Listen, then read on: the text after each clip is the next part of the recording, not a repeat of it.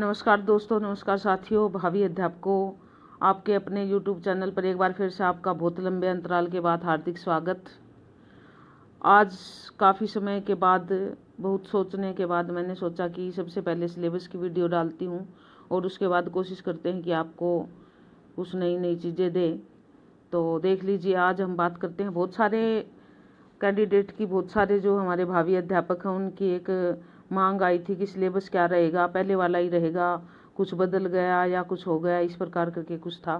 तो जो ये बोर्ड की साइट पे सिलेबस दिया गया है उस सिलेबस के अनुसार ये संभावित वेटेज है, ज़रूरी नहीं कि एक्यूरेट ये हो भाई इतना ही आएगा, इतने % आएगा, लेकिन संभावना है कुछ इस प्रकार की। जैसे हिंदी साहित्य का इतिहास है वो पूरे पेपर का 20 से 25% आता है, पूरा हिंदी साहित्य का इतिहास। हिंदी साहित्य के इतिहास को कितने भागों में बांटा गया है वो हम देख लेते हैं। देखिए, सबसे पहले यदि हम बात करें तो हिंदी साहित्य का इतिहास जो है वो 20 से 25% की बात है। आदिकाल आता है 3 से 5% के लगभग आता है, मैक्सिमम 5 है। कई बार आ जाता है 5%, अदरवाइज 2-3% आता है, एक आधा % पूछ लिया जाता है।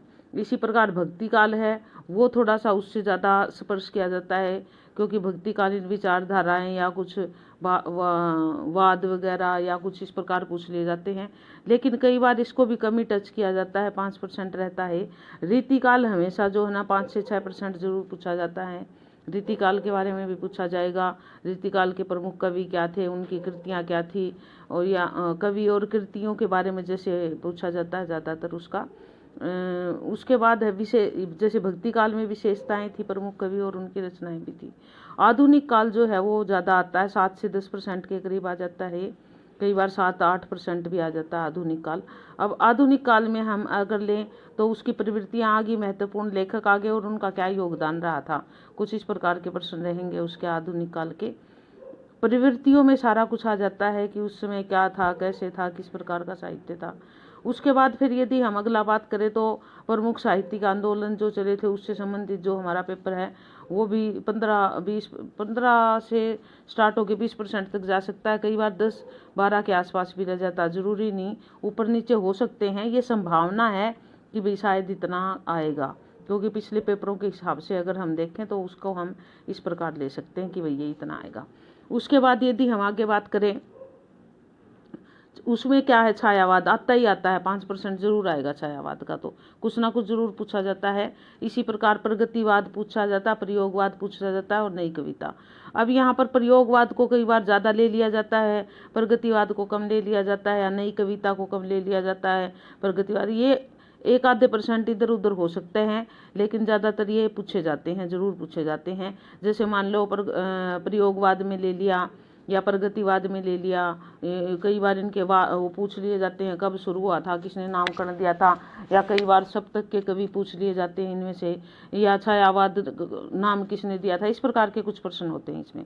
उसके बाद यदि अगली हम बात करें, इससे पहले हम आगे बढ़ें, लंबे अंतराल के लिए क्षमा प्रार्थी हूँ, लेकिन जो भी हमारे नए बंधु जुड़े हों चैनल को सब्सक्राइब कर लें।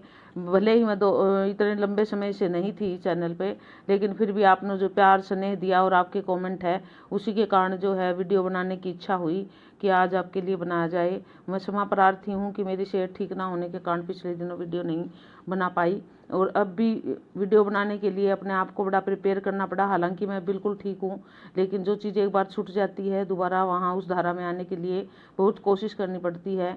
लेकिन मुझे बड़ी खुशी होती है कि मेरी वजह से जो है ना आप लोगों को फ़ायदा हो और आप लोगों के मैं किसी काम आ सकूँ।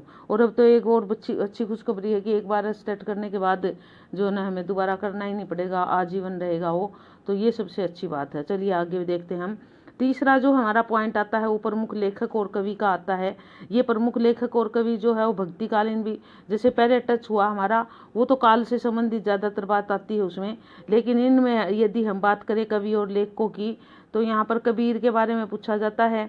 अब कबीर के बारे में कुछ भी पूछ लिया जाए, कबीर की प्रवृत्तियाँ पूछ लिया जाए, कबीर का जो है ना साहित्य किस प्रकार था, कहाँ जन्म हुआ था, इसी प्रकार तुलसीदास जी, सूरदास जी, मीरा, प्रेमचंद, महादेव, ये अच्छी बात है कि ये इतने कवि है हमारे बीच में जिनके बारे में पूछा जाए। ये नहीं है कि हमें पता ही नहीं है कि किस किस के बारे में पूछा जाएगा।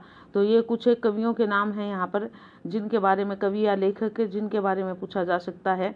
अब यहाँ पर पंत रामधारी सिंह दिनकर और हरिवंश राय बच्चन।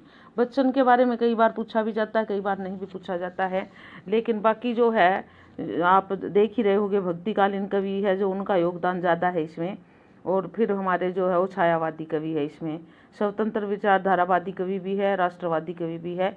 लेकिन जो नाम दिए उनको हम अच्छे से कर ले, सिलेबस में इनके नाम स्पेशल तौर पे दिए गए हैं तो हमारा थोड़ा सा सीमित हो गया है। उसके बाद अगला अगर हम देखें साहित्य रूप और शैली के बारे में जो है हमारे प्रश्न आते हैं। साहित्य रूप और शैली के 15 से 20% रहेंगे।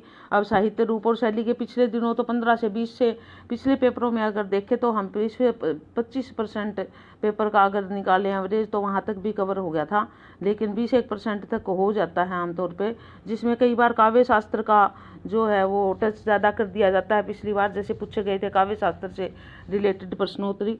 इसी प्रकार कहानी है, कहानी पहली कहानी कौन सी थी, या कहानी जो है वो किसको नींव का पत्थर कहा जाता है, किसने ज़्यादा कहानी लिखी, किसकी कौन सी कहानी है, ये इस प्रकार के प्रश्न पूछ लिए जाते हैं। उसके बाद अगले है यदि हम बात करें तो फिर बात आती है हमारी उपन्यास की। उपन्यास के प्रकार और विकास, कितने प्रकार के उपन्यास होते हैं और उसका विकास कब से हुआ, पहला उपन्यास कौन सा था वगैरह वगैरह, या किसने उपन्यास में जो है वो सबसे अधिक योगदान दिया, वे कौन से उपन्यास थे जिन्होंने जो है वो हिंदी साहित्य को भी सम्मान दिलवाया। इस प्रकार की बातें कुछ पूछ ली जाती है। इसी तरह नाटक है, या तो नाटकों के बारे में पूछ लिया जाता है प्रकार कितने हैं, या ऐतिहासिक संदर्भ में भी नाटक, कई बार नाटकों के पात्रों के बारे में पूछ लिया जाता है जैसे।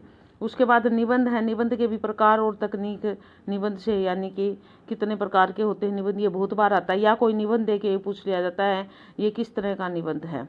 उसके बाद छंद और अलंकार की यदि हम बात करें तो 10 से 15% आता है, आराम से आ जाता है। छंद पूछ भी लिए जाते हैं, अगर छंद नहीं पूछे जाते हैं तो अलंकार को ज़्यादा टच कर दिया जाता है। अब छंद के प्रकार छंद के अंग कितने हैं, जैसे मात्रा गणना, वर्ण गणना, तुकांत, गति, यति इत्यादि, उसके बारे में पूछ लिया जाता है। या कुछ छंदों के बारे में पूछ के उनकी मात्राओं के या वर्णों के बारे में पूछ लिया जाता है। इसी प्रकार अलंकार अवश्य आता है, 5 से 10% आता है। या तो एक लाइन दे के उसमें कौन से अलंकार पूछ लिया जाता है, या फिर अलंकारों की जो है वो भेद के बारे में पूछ लिया जाता है। इस प्रकार अलंकारों के बारे में पूछा जाता है। अब इसमें शब्द अलंकार, अनुप्रास, श्लेष और यमक 3 प्रकार के अलंकार है। उपमा, रूपक, होती उस प्रकार। देखिए अगर सीमित सिलेबस में कर दिए गए हैं तो अच्छी बात है ये, क्योंकि पहले तो कोई दायरा ही नहीं था, पता नहीं कितने अलंकार। अब हिंदी साहित्य की यदि हम बात करें तो कोई 100-105 तक अलंकारों को भी मानते हैं कई विद्वान तो, लेकिन फिर भी लगभग 78 अलंकार ऐसे हैं जिस पे बहुत सारे विद्वानों की सहमति है। तो उसमें तो कोई भी आ जाए जैसे पता भी नहीं चलता। ये तो आम सामान्य अलंकार है जो 10वीं के सिलेबस तक आप आराम से कर लेते हो। उसके बाद आता है अगला जो हमारा इसका पॉइंट है वो है साहित्य आलोचना। साहित्य आलोचना के 10 से 15% जो है ना पूछ लिए जाते हैं। वो कैसे पूछते हैं, पूरे पेपर का 10 से 15%, 10 से 15% नहीं है, ये ध्यान दे लेना आप, 10 से 15% पूरे पेपर का आ सकता है। उसमें जो है साहित्य के विभिन्न सिद्धांत कौन से हैं इसके बारे में एक आधा प्रश्न पूछ लिया जाता है, 1-2 प्रमुख आलोचक और उनके सिद्धांत के बारे में ज़्यादा पूछा जाता है। ज़्यादातर पेपर में इस चीज़ को टच किया जाता है।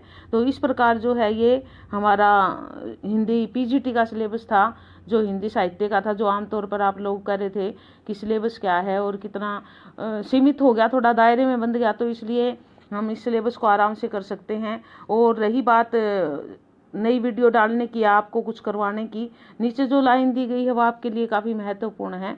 संभावित अंगों प्रदान करता है जिसमें अपनी तैयारी को प्रभावी ढंग से प्राथमिकता दे सके। सिर्फ ये इसीलिए परसेंटेज निकाल के रखी गई है, ये जो नीचे वाली लाइन है ये महत्वपूर्ण है। लेकिन सिलेबस बोर्ड पे जो दे रखा है, जो बोर्ड की साइट पे, हरियाणा बोर्ड की साइट पे, वो यही दे रखा है और उसी के अनुसार ये तो पिछले पेपरों को देख के थोड़ी संभावित परसेंटेज निकाल दी गई है इसकी। तो उम्मीद है कि आपको ये सिलेबस पसंद आया होगा। इससे पहले की वीडियो ख़त्म करूँ एक बात कहना चाहती हूँ, जो मेरा चैनल है स्टार्ट बाय हिंदी सुनीता शर्मा, उस पर अगर आप जाके देखोगे लगभग 90 के करीब वीडियो है और उसमें सारी चीज़ों को टच किया गया है। अगर आप वो वीडियो ढंग से देखो, आराम से पूरी वीडियो देखो, तो अगर उसकी आप वो करो अनुसरण, और मेरी एक ई बुक है अगर आप वो ले लो थोड़ा, अगर आपको लगती है हेल्पफुल तो एक बार देख लीजिए उसको ऑनलाइन, तो कोई ताकत नहीं कि आपका स्टेट क्वालिफाई ना हो। इसके अलावा 1-2 मैंने ट्रिक की वीडियो डाल रखी है और आगे भी मैं कोशिश करूँगी कि 1-2 ट्रिक की वीडियो, क्या सारी जो जो मुख्य मुख्य चीज़ें हो सकती हैं उनकी ट्रिक की वीडियो डालूँ। तो उम्मीद है कि आपको वीडियो पसंद आई होगी। चैनल को सब्सक्राइब करें, लाइक करें, शेयर करें, बेल आइकॉन दबाना ना भूलें, क्योंकि अब नए वीडियो आएंगे तो आपके पास नोटिफिकेशन आ जाए। धन्यवाद। जय हिंद, जय हिंदुस्तान।